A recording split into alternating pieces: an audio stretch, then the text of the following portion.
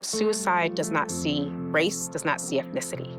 It happens in every single race, ethnic population that exists. It is increasing, and we need to come together to actually make a difference. The greatest impact would be just having a heart for people, just knowing who you're talking to, getting to know that person, and basically not trying to solve their problem, but trying to get them to see that it's not as bad as they think it is.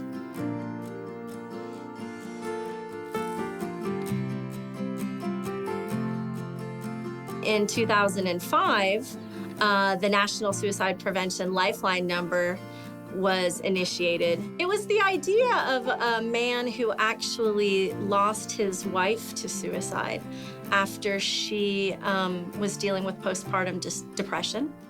And it was his vision that people would not have to search for the local number in their community to call. 988 is built on that same foundation. So now the big thing that we all have to remember, like when we're providing services to folks in crisis, is that crisis is completely self-defined. If you're wondering if you should call, you should probably call.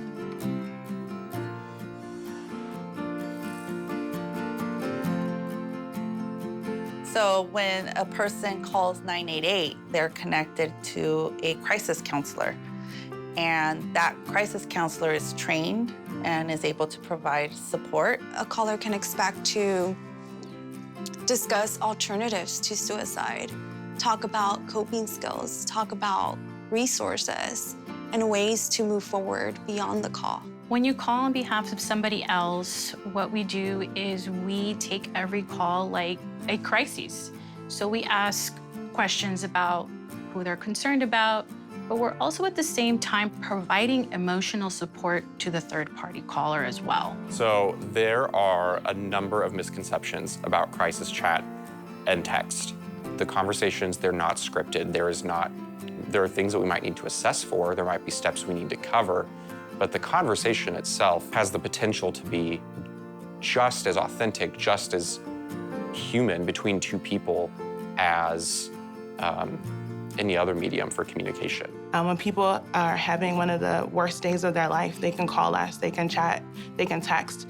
And when they come out on the other side, they're feeling better. Life is hard. Being a human is hard. And we all go through things and struggle. And if in my job, I can provide one person with a safe space to talk and get the support they need, then that's a great job for me that day. So.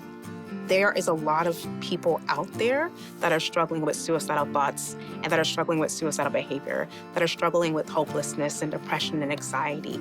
It is normal. And you don't have to feel ashamed for having those experiences, and there is help available.